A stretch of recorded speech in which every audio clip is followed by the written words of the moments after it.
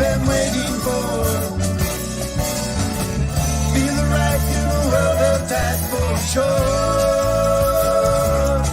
Na na na na. Got to get that feeling.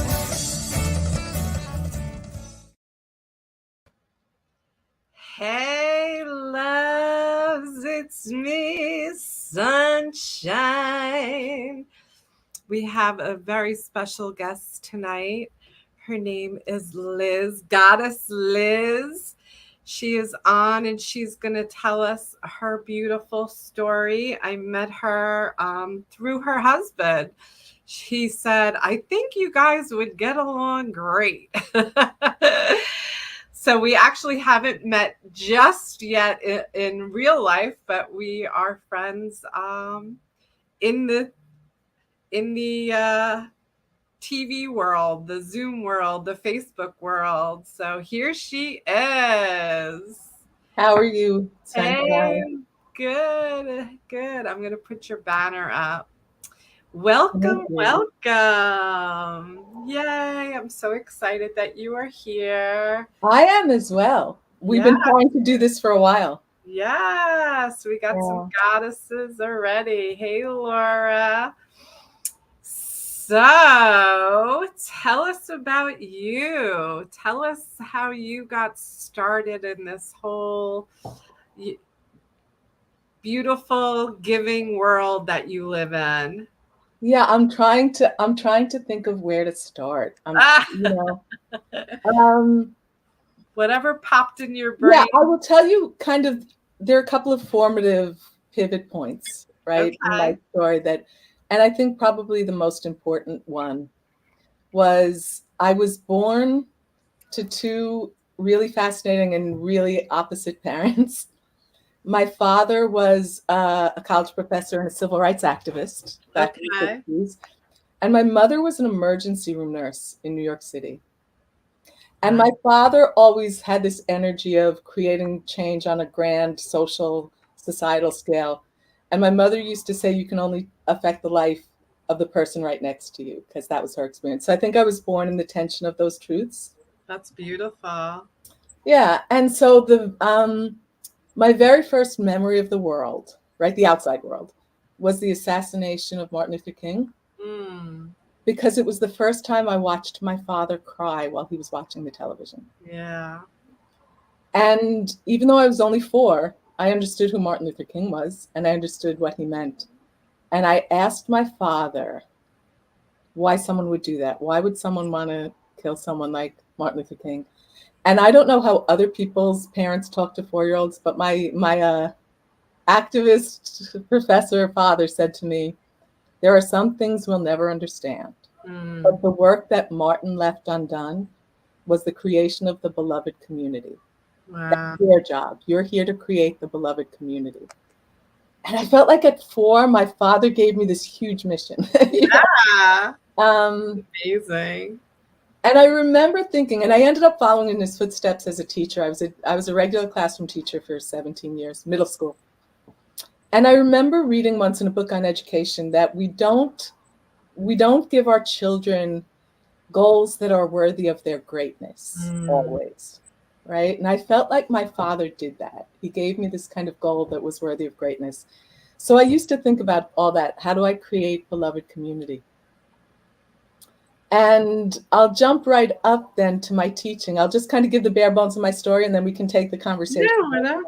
Yeah. And then I was teaching. And in 1992, I was a very young teacher, and I was teaching middle school in Queens, New York.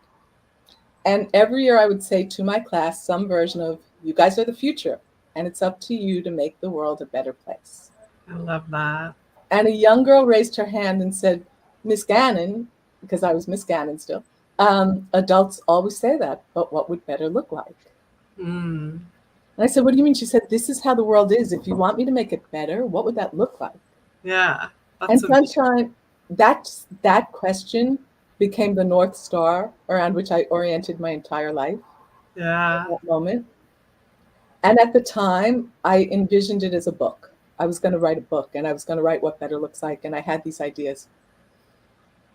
And my only stumbling block that I saw at the time was people think teachers have a lot of spare time, which might be true if you're not a great teacher, but great teachers don't have a lot of spare time. And at the time, my husband, who I know that you know, he's always been a filmmaker, but at that time he was working also as a stand-up comic.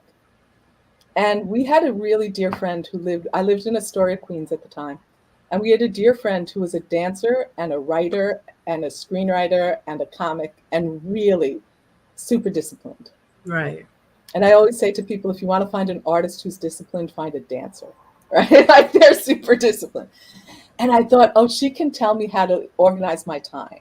Right. So I get up at 3 every morning and write. Like, how can I organize my time so that I can both teach and do this work?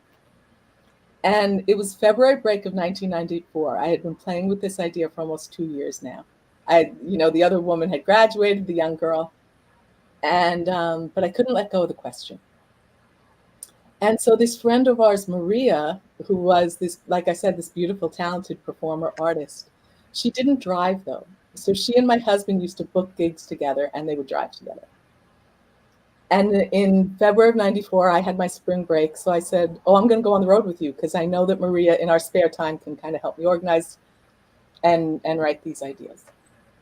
And we did. And we had like a beautiful week on the road together. And even after 28 years, I have to say this part quickly. And a week later, my friend took her life. Mm. And she mailed me, my husband and myself, her suicide note.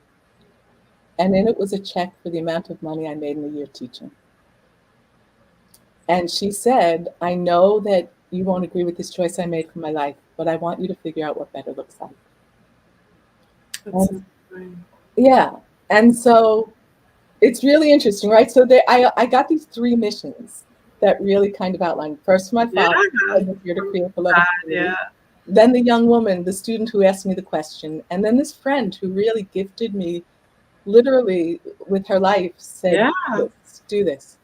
So I left teaching that year, and because I came from an academic background, Sunshine, I thought the answer will be in a book somewhere, right? So I spent every day at the library reading everything Gandhi said, reading everything King said, and I didn't have an answer.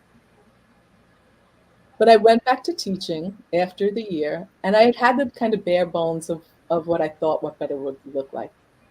And I started playing with some ideas. Mm. And I started just teaching it. And then another turning point happened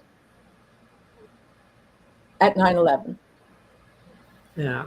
During 9/11, that week, I was teaching in Astoria, Queens, right? We were right across from everything that was happening. We saw kind of the smoke from the towers. And I was teaching in a Catholic school. And it was named for St. Francis of Assisi. Okay.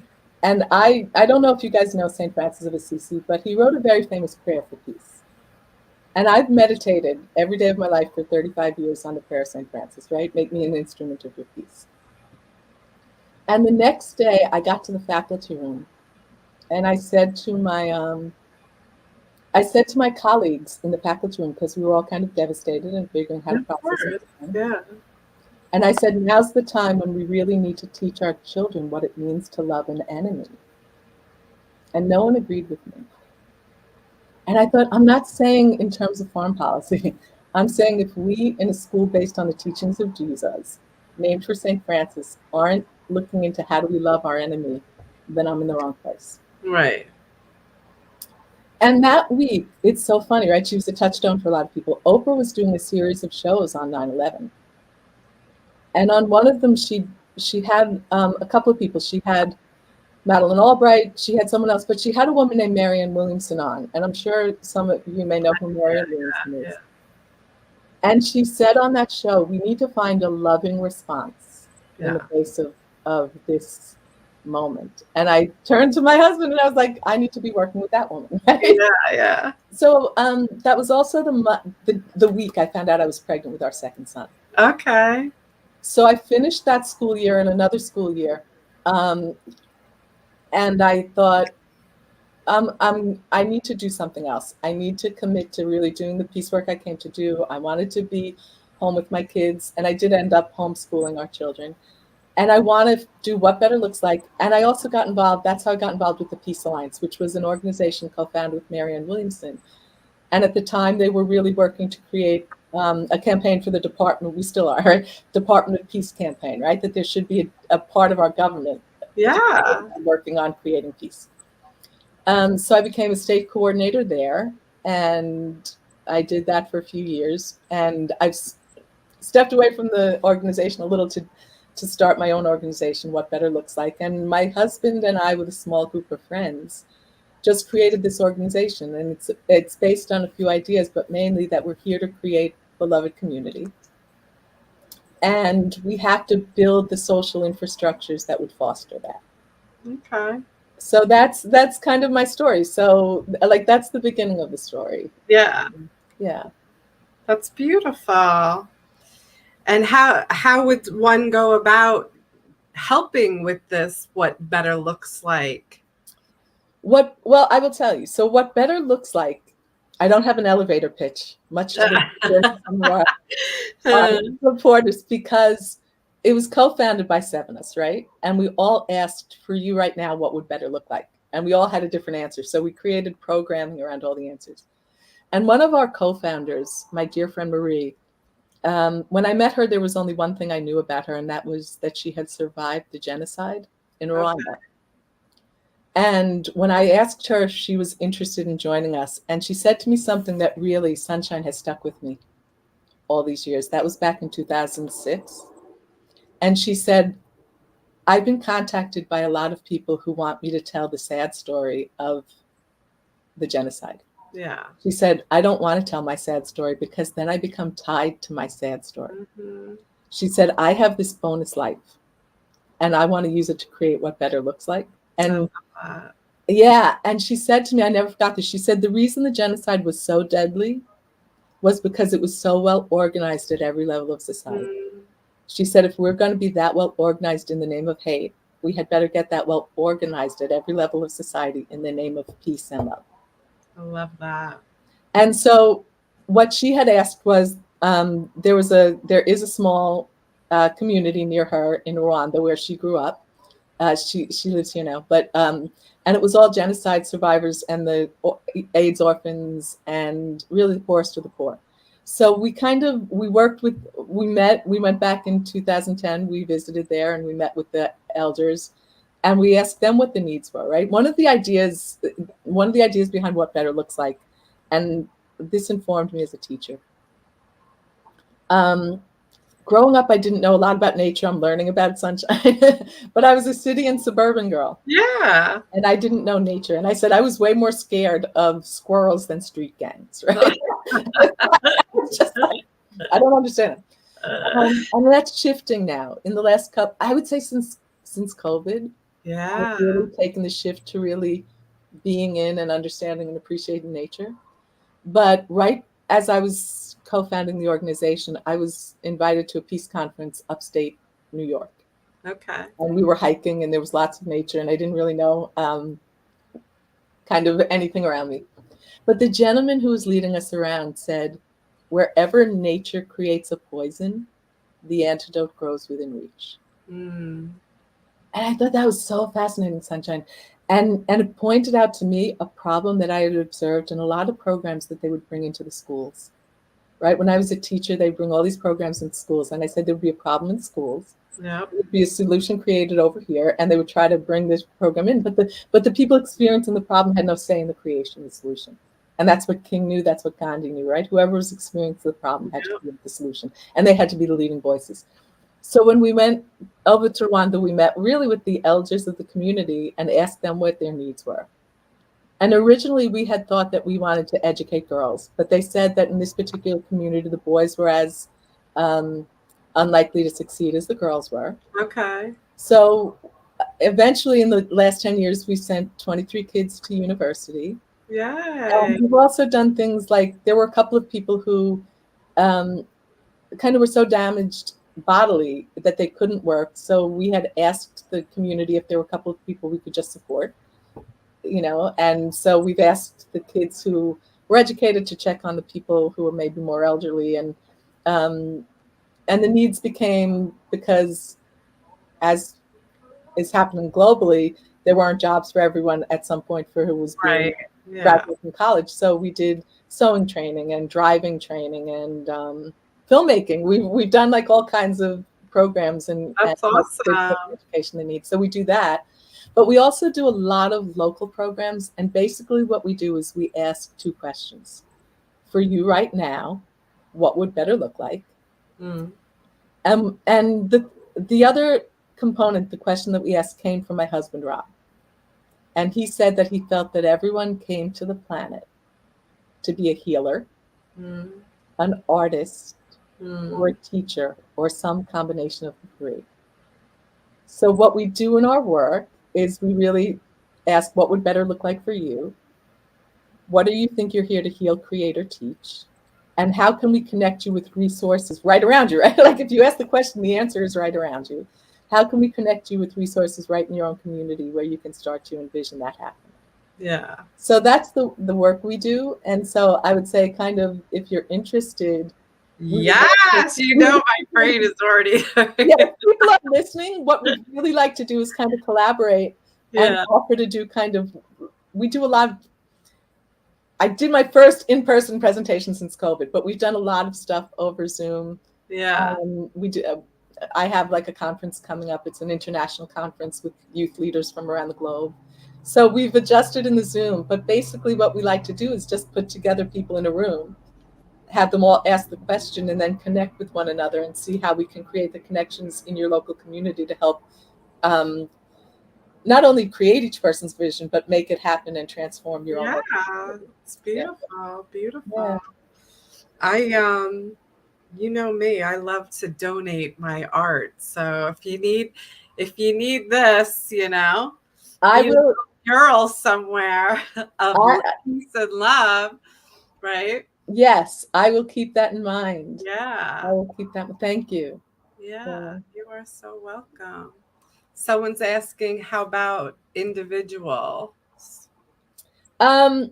I mean, we do have a website, whatbetterlookslike.org, and I can tell you that if you have the ability to donate, all of the money goes directly to programs. No one takes a salary. Like we've been doing this for 12 years, and mostly what we use it now is to support the village in Rwanda, and all the information is on our website, and you can see where it goes. Yeah, or if you have ideas, you can, you can use my name, Liz Gannon Graydon @gmail.com, if you want to just reach out and talk about how we could connect, if you see changes you would like in your community. We really do tailor all of our programs to the needs of individuals and groups. That's awesome. Thank you. Yay. I love that. And I love the community. Having a community is such a beautiful thing for all of us, and to share and just give.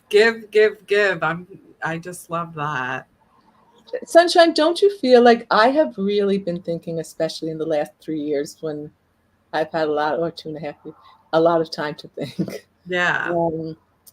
I think it is that dearth of community that we're all longing for. And you hold this space so beautifully, like even just the colors, even just the art. Thank you. And I think there's something powerful. What I love that even just looking at you is that beauty matters. Inviting people in community, but also one that's focused on how do we create? How do we create beauty? How do we create a space that invites people in?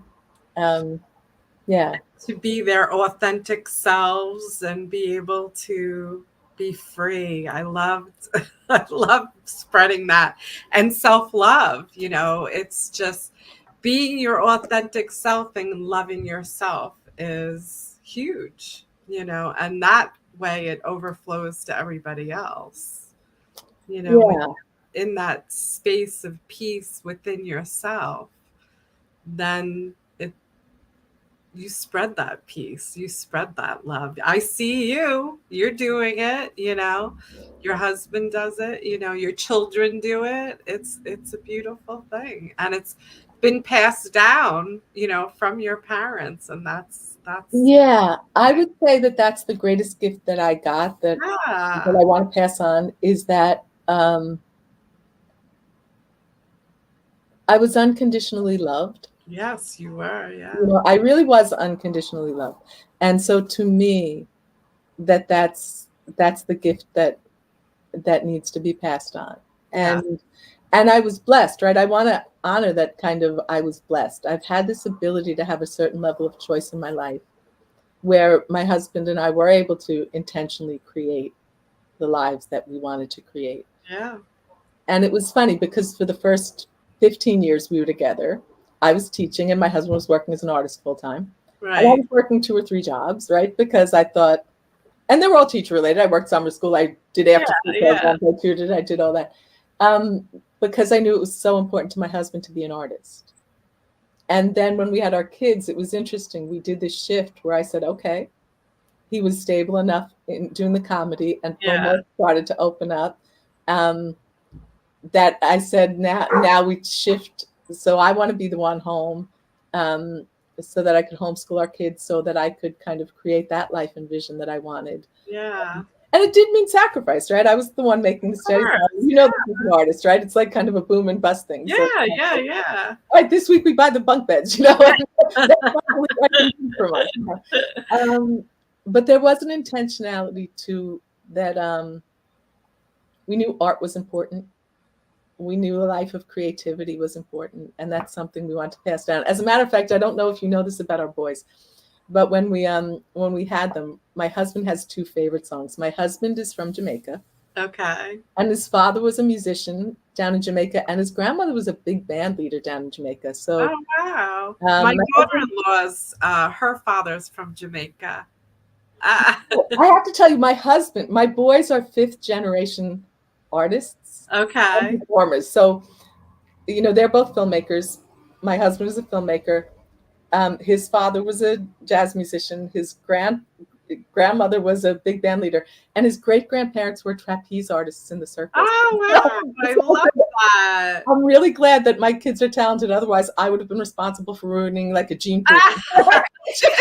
Generation gap. But so my husband's 2 favorite songs were Bob Marley's Redemption Song Okay. and John Lennon's Imagine. Yeah. So our boys are Joshua Marley after Bob Marley and Jacob Lennon after John Lennon because it was really important to Rob that our boys carry from like the moment that we knew that they Yes. were here to create art in the world. Yeah. Yes, I love that. And people say to me, is that your real name, Sunshine? And I say, yeah. Were you born that name? I said, yes, I was born that name. My parents changed it for, Sunshine, because I believe that's my soul, Oh, I love that. Yeah. Yeah. Oh, I Fun. love that. Isn't that fun? But yeah, everybody's so talented in your family. It's so beautiful. You know what? I will say this. It's why I decided to homeschool because I really do. And this is kind of where I told you when we spoke just briefly that we confirmed a date. This is an idea that I've been playing with because I did it with my own children. And I really want to figure out anyone who has ideas out there that wants to connect.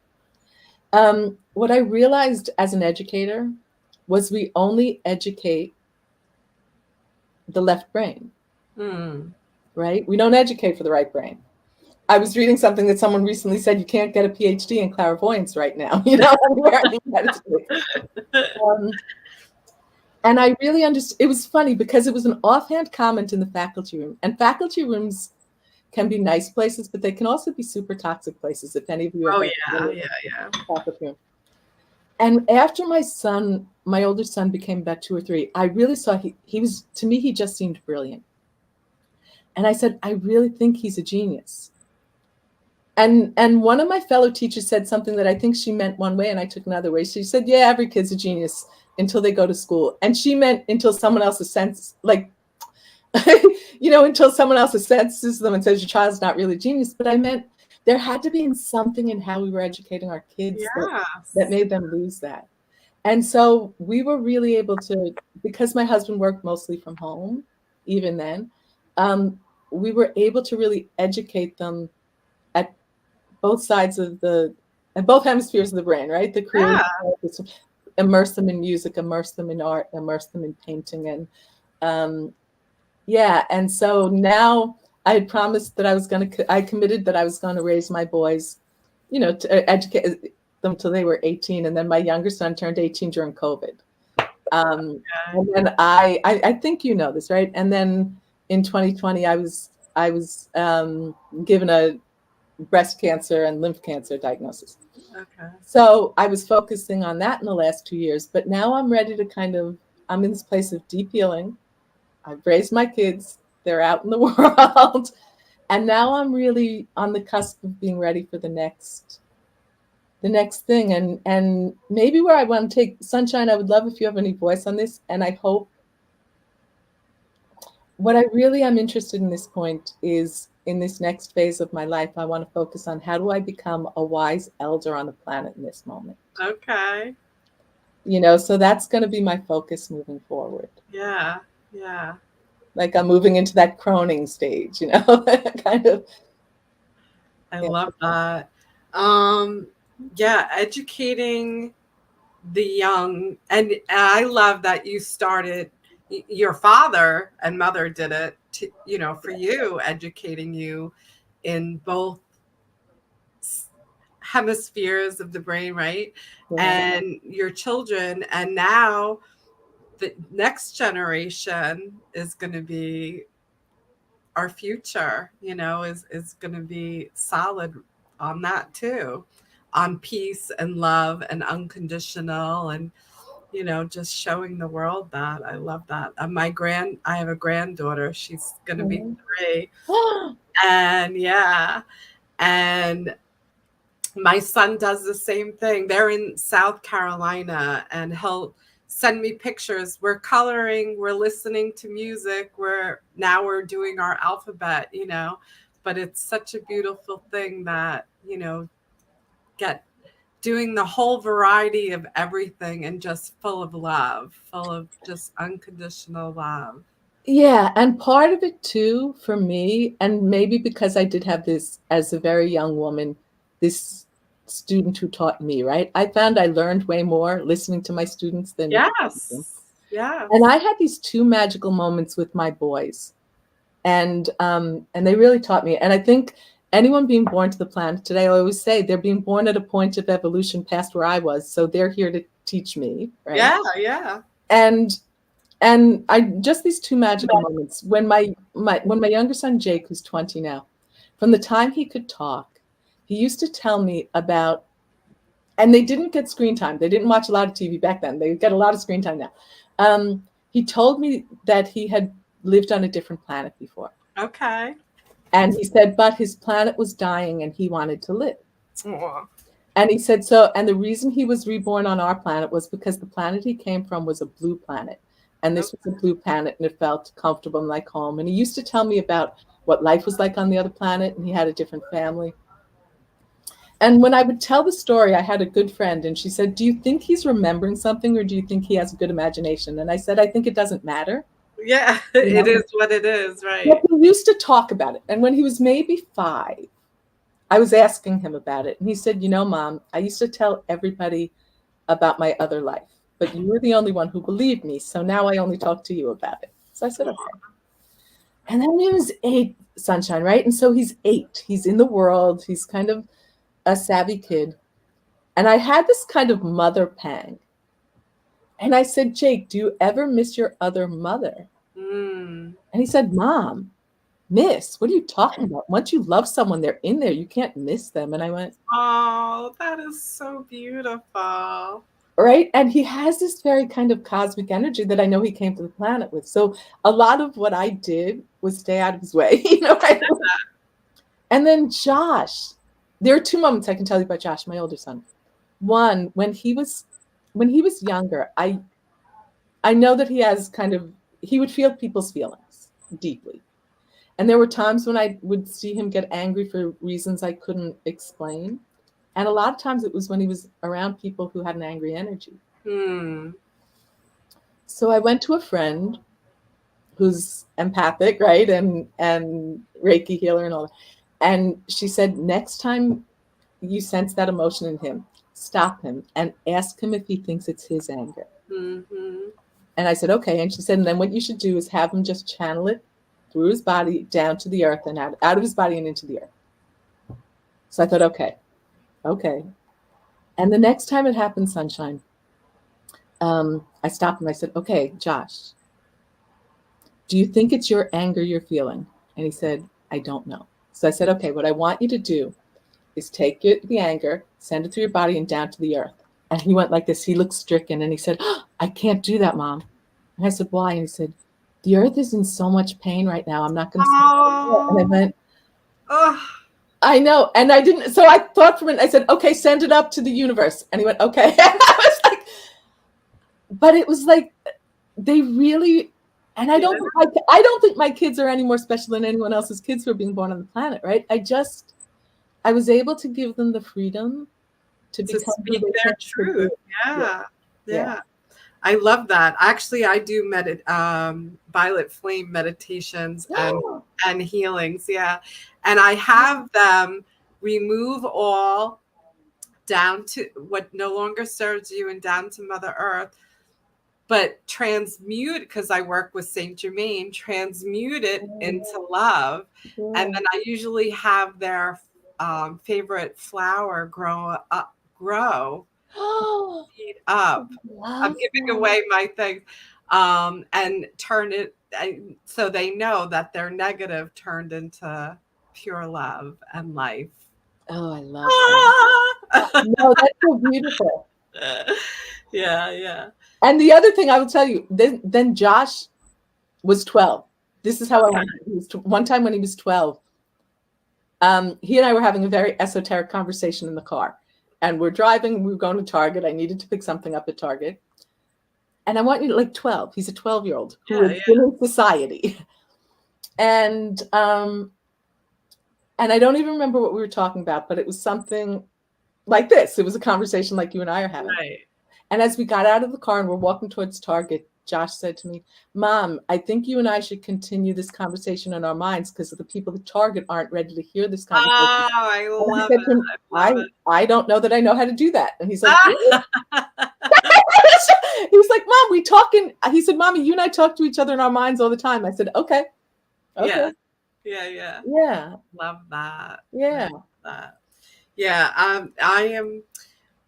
I feel I already had the prediction that I'm going to be living with or near my granddaughter when she turns 5. So I already predicted us digging in the dirt and just playing and loving and educating. And I already introduced light language to them because she speaks it, and my daughter-in-law was like, oh, it's just Lenny. Her name's Lennox. They call her Lenny. So they called it Lenny language. And I was like, no, that's light language. And they're like, what? Yeah. But we're all born with these gifts, every single one of us, and it's just society that, makes us forget. Right. Is there a moment from when you were young that you remember feeling that you were connected? There's a lot of moments. I was physically abused by many people, and my mother was one of them. And I would go inside, so my pain. So I would go inside and have like a little bubble of love around me, But so I was connected early, but I didn't reconnect until I'm not even sure. Like 2014, I started with, I was in a really bad car accident and I started with yoga and doing all this, you know, leaving my body during Reiki sessions and stuff like that. But yeah, but only recently, right before COVID, I had a huge rebirth. That's when I, Wow. 2019. Wow. Yeah. So my past has been removed from my traumas, completely removed from my life because I was reborn into sunshine, you know? Wow. So I have no pain attached to it at all. I have memories, but very small amount of memories, you know? But that's when you said your friend, you know, that's not my story anymore. You know, It's brings people towards me, I feel, because of what the healing that I do. I'm so grateful for my journey because I'm able to connect with people who have experienced every single type of trauma in this world, you know?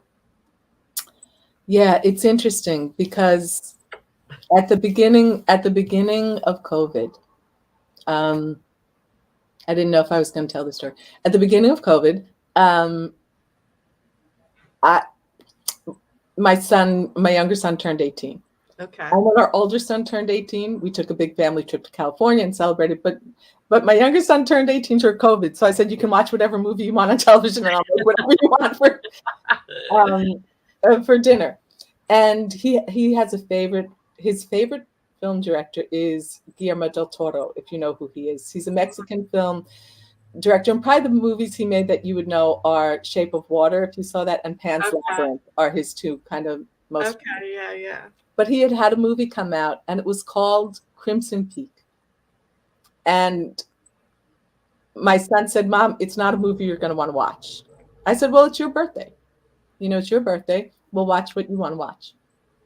And it was, as I read it, it was a gothic horror ghost story. And I said, yeah, I'm not going to want to watch a gothic horror ghost story. Yeah. It's your birthday, we're going to watch it. And I'll just say this, right? I try to tell this with great love and great care because I did live a very blessed life of love. But my father came from a family. My father was one of 6 siblings. And there was deep violence in my father's family. Right. And it's interesting because I always said my father was the only one that healed. And Sunshine, as I look back, as I've worked with it, I don't know that he healed. I think he walled off. But because of that, I had this lovely life, right? But my father's siblings did not fare so well. And when I was an adult, one of my father's sisters became the truth teller in the family that talked about the abuse that her father had perpetrated. Right. And so at the beginning of COVID, my aunt was the only one of my father's siblings alive, but there had been a rift in the family and I hadn't seen her in decades. And my dad's greatest kind of wish was that the family would heal, but there was just too much that didn't get healed. Right. And so we were watching the movie and I'd become close to her daughter. Like we didn't see each other for a very long time because the parents were shifted, but she and I had become close. And I'm watching the movie. And as I was watching this ghost story, and I have no frame of reference for what I'm about to tell you that I knew was true, but I knew it was true. And I said, oh my God, my aunt, she just went through my body. I said, and she's not okay. She's scared. She's screaming. She's in fear. She's not with my dad. I just knew all this. Right. We were talking about like when things come to me, it just becomes a knowing. It's not, I don't have visions. I don't hear voices. It just becomes a knowing. And the next morning, her daughter texted me and said, I just wanted you to know that Mom passed last night. And then 5 weeks later, just in the shower, I found a lump so large on my breast that I couldn't ignore it. It was 4 centimeters. Yeah. And I went and got tested and it was already in the lymph. And I had a dear friend who said to me, Sunshine, ask it what it's here to teach you. Right? And I went right away. I knew it was forgiveness. And I said, I I knew that my aunt asked me to heal what didn't get healed in her lifetime. So I really did this 2-year journey of doing the generational healing. Wow. And right away, I knew, even though it was playing out in my body, it wasn't meant for my body. And I Right. held it very lightly. And because I said, when you have, for a woman, there's nothing more personal than breast cancer, right? Of course, yeah. But the lymph is systemic. And that's when I understood, right? I need to do, and it fast forwarded me to this place that I think I was going anyway. You talked about 2019, right? I was headed here anyway. But to me, I was like, I need to heal these generational wounds. I need to clear this generational energy, but also to do the work of healing systems, right? So I wanted to do both the personal work and the systemic work. So I think that's kind of where my work is going now, not only transforming kind of personal and individual healing, but transforming systemic healing. Definitely. Whatever that looks like, whatever. Yeah. That's amazing. Yeah. Yeah. Because my healing was obviously it was painful, but I did the work, and it's so amazing. And now my son is healing through it. And and having the baby now, they're starting the off right, because they both have a little healing more to do. I mean, we're all going to heal forever, right? But so they're working on it now too. But my son, it's amazing the difference that I see, and we can have these conversations now and all that. So it's such a beautiful thing when you heal yourself. Yeah. You heal others all around. And like I said, I try to hold the story lightly because I didn't live through the trauma of it. Right. Right. It was reverberated in my extended family. Right. And so I try to tell that story with great care. But I took it as a sacred responsibility. And it was interesting because doing the work of healing my aunt felt very natural and very easy. But when I went to do the work of healing my grandfather, and I knew part of his story, it tripped me up at first because it felt almost disloyal to do the healing of the person who had caused so much hurt. Yeah. But he was hurt too. Yes. Yeah. Right? Because we're all born completely loved. So he was taught this. Yeah. So that's what the empath in me, that I have empathy for my abusers, because they only did the best that they could do. Yeah. And but once you're healed, like, it's so healed. Right. Yeah. And I said, it's so interesting because I found a journey. I found a path that I thought that worked, and kind of everything locked in, and it all came together. And then once I settled on kind of, and this is what I need to do, and this is the final ceremony and the final healing, I felt very clear. And I said, I wish I had a more human metaphor than this, but I felt like, and it just like, in the end of February, I just had this deep clearing. And I said, it felt almost like if there's too much on your hard drive, you can download it or offload it, and then that's what it felt like to me. It just cleared all this space. I love that. Yeah. See, I don't even allow some of the space, to be taken, because I'm just like, wee. I love it. And when I do get downloads, it's what I need at that moment, and then I let it go. If it'll come back to me when it's needed. Yeah. Wow. It's so beautiful. Fun. And I love your tea party story. Tell us about that. I will. Because I homeschooled my boys, I was always looking for free things to do with them. And 9 years ago, I started 9 years ago, on Thursdays, for however long it is, in Bryant Park. And they're starting next Thursday. Well, all the August Thursdays this year. They did something called Broadway. They do something called Broadway in Bryant Park. And the actual Broadway stars come and they sing. They're not in costume, but 4 or 5 shows will come and perform each week at lunchtime. Okay. And so I started out, I would pack a lunch, we'd go in, we'd sit, we'd watch the show, and then hang out in the park. And for those of you who know Bryant Park, it's a really tiny, beautiful 1 block long or 2 block long park in New York. And there's a carousel and there's ping pong. And it's very like when your kids were little, not super little, but little, they could have a little bit of freedom and I could keep my eye on them. They could go play ping pong, they could go to the carousel and I could watch. And I packed a lunch and I put on Facebook, I'm going to be in the park. I have a lunch packed and if anyone wants to come. And people showed up. And so I started doing it every week. I started doing it every week. And former students and friends from high school and people I hadn't seen in a long time just were showing up in the park. And then towards the end of the summer, we got like that chill in the air. And it was evening and a couple of people went to get coffee. And one of the women I was sitting with said, "Oh, I'm a tea drinker." I said, "Me too." And she said, "But I only like drinking tea out of a real China cup." So I said, "You know what?" And this is where I also want to invoke kind of the beauty I was talking about as I look at your background. I said, "You know what? I have all of my mother's and grandmother's China cups and they sit in a cabinet and I don't do anything with them." I said, "Next week, I'll bring 2 China cups and a thermos of tea, and you and I can just have tea in the park." And I was getting ready that morning. I said, "Well, if I'm going to bring tea, I'm going to bring like a blueberry bread." So I made a blueberry bread. And I had these really pretty, just large linen napkins that were green. And I said, "I'll bring them to set the table." So I just set up, and I said, if I'm going to bring 2, I better bring 4 cups because you don't know who's going to show up. Right. So I really just set up 4 cups.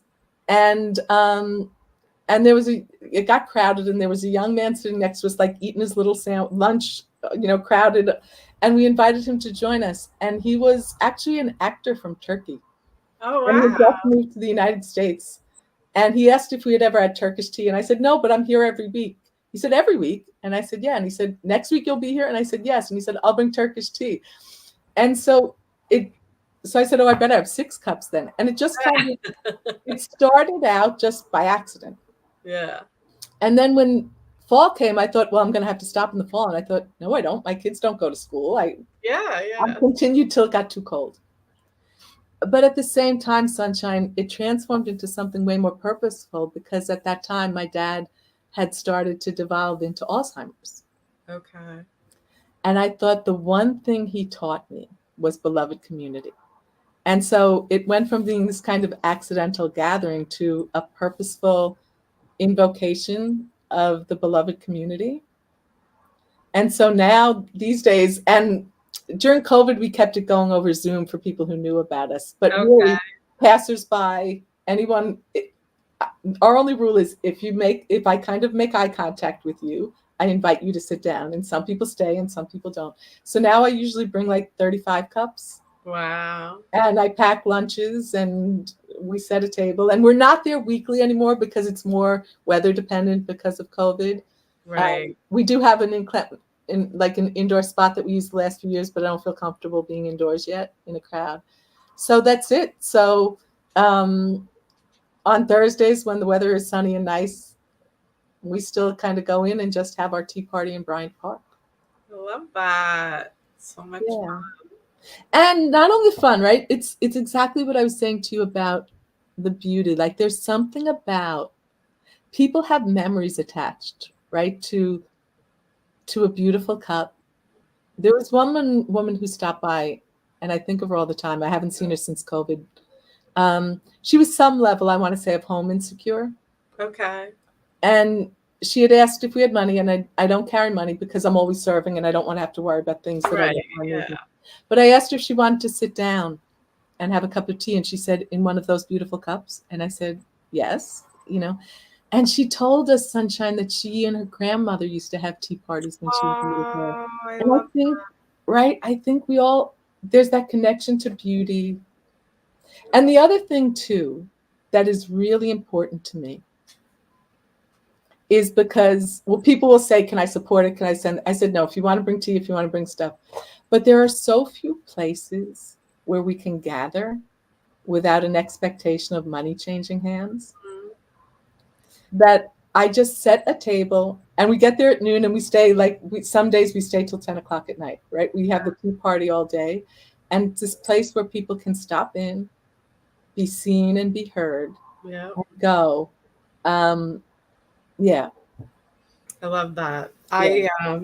I offer I started last year. I was doing goddess gatherings. Yeah. So whoever wants to come, it'll be a pop-up thing, and just bring a snack, a healthy snack, and we all just sit around and chit chat and enjoy the outdoor space, and people come and go, and it's a beautiful thing. Yeah. So I Yeah. And it's that idea of just creating something sacred. And it's funny because a lot of people don't notice us, right? A lot of people walk on by. But it is this sacred space. And I feel like the people who are supposed to notice us. Yeah, well, definitely. Yeah. I had two goddesses that I met last week at the house last night. Wow. Just in two different, situations, and just so happy that they were there, So yeah, and it's all, sequenced. There was a reason why I sat next to that person in a meditation that I usually never go to on Wednesday nights. There was a reason for it. Do you know what I love about what you just said? There are a million things I could tell you that my dad taught me on purpose. But one thing he said to me was, when you walk into a room, look around. And he said, and find the person you think you have the least in common with, and sit next to them and talk with them till you find what you have in common. And I love that you talk about walking in and you don't know why you sat next to the person, right? But it's sensing. It's a sensing of like, who I need to be sitting next to. Yeah. Oh, I love that. And the other woman, she was walking and in my neighborhood and asking God to send her help. And all of a sudden she walked past my house and she knocks on my door and I happen to be home, and she says, "You might think this is weird." And I stuck my head out and I was like, "Oh, the weirder the better, honey. Come on." Oh my God.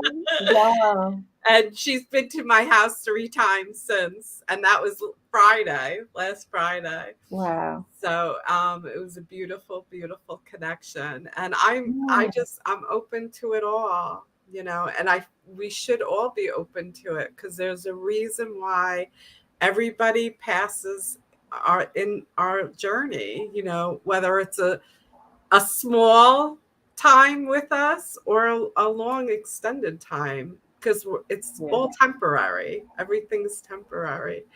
But, during that moment, there's a reason, a complete. Oh, I love that. Yeah. Wow. So much love. Yeah, it's funny. And like I said, no, but I don't know. I've always been blessed in that I do have this trust moving through the world. And I trust that I'll make the right connections and know who I need to know. And I'm thankful for that sense, right? But like I said, I've been blessed that I've always been allowed to feel safe walking through the world. Yeah. So I have this deep admiration for people who could have reasons not to feel safe, but who decide to trust anyway. That to me is so powerful. It's freedom. Freedom. Wow. Yeah. I love it. Yeah. And it's free of fear. Like it's just love. I hear it in you. I hear it in you. And the woman said, she goes, the day the first day, she goes, she goes, I feel the energy. I've never felt this energy before. And I said, it's unconditional love. That's And it. she was like, that's it. That's it. You know? And it's such a beautiful, beautiful feeling. You know the feeling. You feel it. Yeah. And you know what's interesting to me now is that I feel like the people who know this are being less afraid to say it out loud. Right. We're finding the connections, and it's just kind of an amplification. You know, I feel like we all have our own space. And when I was little, you didn't talk about things, right? Like I had this visit from an angel when I was 2, right? Just I was quite sick. I was in the hospital. My parents said I was going to die. And then I had this visit from this angel that told me I was going to be fine. I told my parents and they said, well, no, you just had a fever. And, you know, and it was a nurse and it was, you know, they dress in white. And I knew what I knew. Right. And I stopped talking about it like my son, you know, like, right. You know. And then at some point I just decided I'm no longer going to pretend that I don't know what I know what I don't know. And I'm really fine not knowing what I don't know. But I'm not going to pretend I don't know what I know. Yeah. And that's being your authentic self, Yeah. saying your truth, you know, using that throat chakra. Yeah. It's open, baby. Yeah. A long time. That was the one. That was the one that most needed to be unblocked. Yeah. Yeah. Yeah. Beautiful. I love it. Thank you. Thank you. I am so honored to be able to use your, you know, your voice this way and sharing your beautiful story and your journey. And I am so looking forward to continuing this journey with you. Sunshine. You know, it took us a while to get this connected, but I knew we were going to do it and that it was going to be beautiful. It was going to be when it was supposed to be, right? So thank you for the opportunity. Oh, you are so welcome. I'm going to put you in the back room. Beautiful. We had Laura, lovely Laura. Thank you, Laura. Thank you for watching and loving us. We love you. We love you. And I'll talk to you in a minute, okay? Sure. Thank you. All right, loves. Thank you guys for watching, everybody. And I hope it resonated with you. You got some good feedback or stories and just love, our love. I hope you felt our love. May we all be happy, healthy, wealthy, and free. This is the moment we've been waiting for. Feel the right in the world of that for sure.